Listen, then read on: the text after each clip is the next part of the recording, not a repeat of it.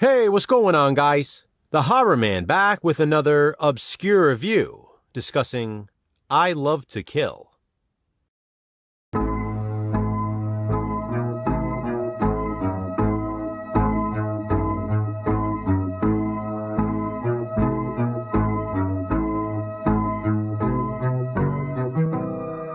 Real men love pink.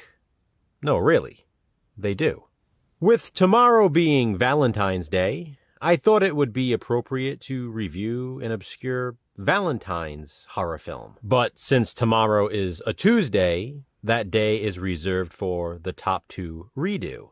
So instead, you're getting an obscure review today. The next issue was there are not a whole lot of Valentine's horror movies, especially obscure ones. I considered rewatching and re-reviewing Cupid, which I reviewed during the Slashback Challenge. But then I thought maybe I should do another obscure horror film.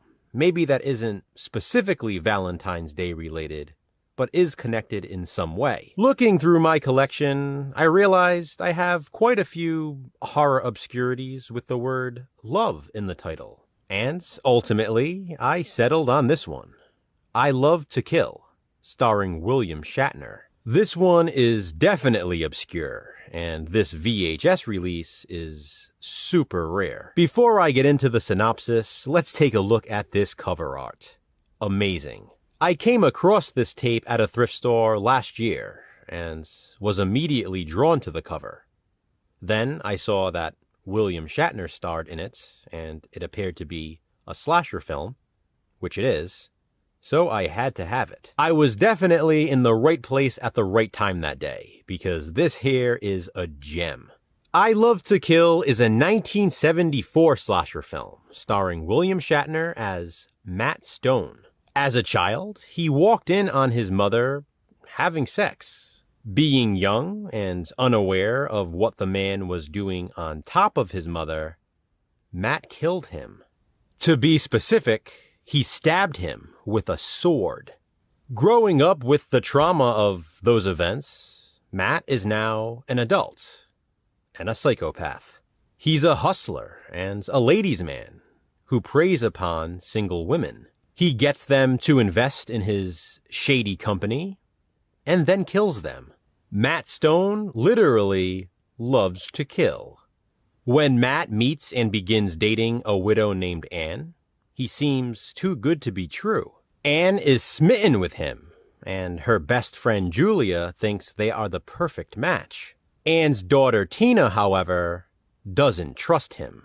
She is still dealing with the loss of her father, and spends a lot of time ditching school and visiting his grave in the cemetery. When Tina begins following Matt, suspicious of his intentions, she witnesses a murder. She tries to tell Anne, but she doesn't believe her.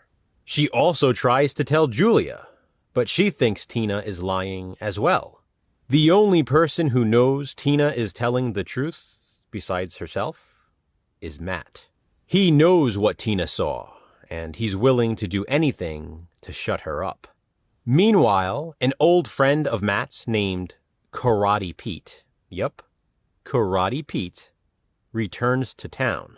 He drives around in an RV with a banner across the side that says, Karate Pete. Pete knows about Matt's shady business practices with the women, and he wants in. He needs cash fast, and threatens Matt with his own life if he doesn't agree to cut him in. As the body count rises, Tina just tries to get someone to believe her. This movie was a big, pleasant surprise for me.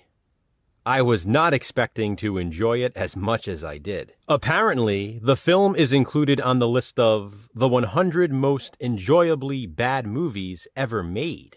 That's exactly what I Love to Kill is. It's one of those it's so bad it's good type movies, and I loved every minute of it. It's super entertaining in every possible way. It was fun seeing William Shatner play against type as Matt Stone. Not only is it William Shatner in a slasher film, but it's William Shatner as the killer in a slasher film. I really like that the final girl type character in the movie is a young girl, sort of like Jamie Lloyd in Halloween 4 and Halloween 5. It also, in a way, reminds me a little of Scream for Help, which was released a decade later. The movie was shot on location in Tampa, and I love the setting. At one point, they go to a zoo. At another, they go to a park with rides. There are quite a few scenes set at the cemetery I mentioned earlier, including a really good cemetery chase scene. There are even scenes set in a department store, and I always love that.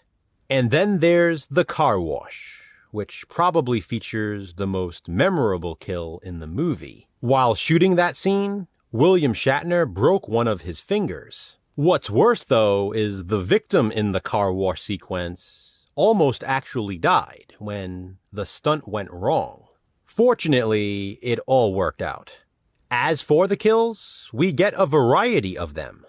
There's the sword stabbing, a strangulation, vehicular homicide, a hanging, a knife stabbing, and a drowning.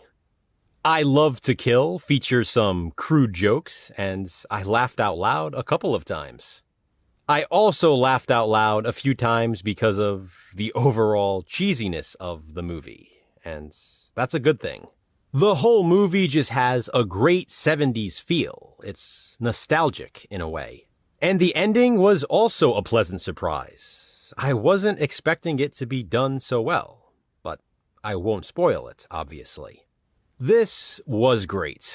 I love to Kill. It truly is a gem, and I am so happy to have it in my collection. Have you seen this slasher obscurity? If so, what do you think of it? Comment below and let me know. Thanks for watching, guys. Hit that thumbs up and, be kind, subscribe.